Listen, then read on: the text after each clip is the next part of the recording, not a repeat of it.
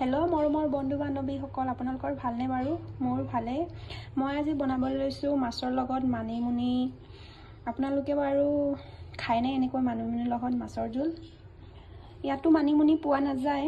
অসমৰ ভণ্টি এজনী আনি দিছিলে, তাকেহে আজি বনাই খাওঁ বুলি। বলকচোন চাওঁ মই কেনেকৈ বনাওঁ। মই আগতীয়াকৈ মাছবোৰ ৰঙচুৱাকৈ ভাজি লৈছোঁ।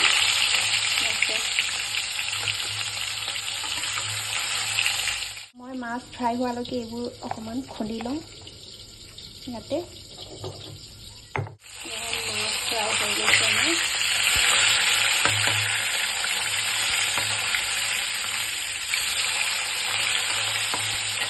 ভালকৈ ফ্ৰাই কৰি ল'ম। মাছ ভাজি হৈ গৈছে। আকৌ ইয়াতে মাছ ভজা তেলতে দি দিম পিঁয়াজ। অকণমান ৰঙচুৱা হোৱাকৈ এনেকৈ ফ্ৰাই কৰি ল'ম। ৰঙচুৱা হৈ গৈছে, এতিয়া দি দিম ইয়াতে আলু। আলুটো অলপ দেৰি ফ্ৰাই কৰি ল'ম এনেকৈ লগাই কৰি ল'ম।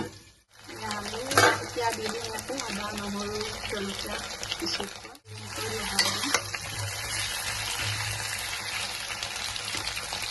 ঢাকন লগাই এনেকৈ থৈ দিম অলপমান কাৰণে।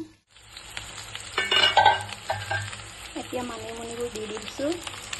মানিমুনিবোৰ মই সৰু সৰুকৈ কাটি লৈছোঁ।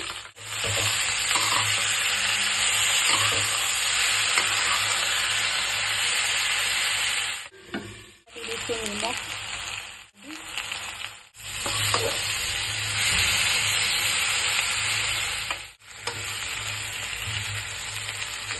ইয়াত ভালকৈ সিজি গৈছে আলু।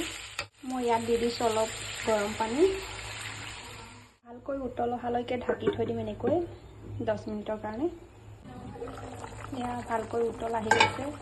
ইয়াতে দি দিম মই এতিয়া মাছ।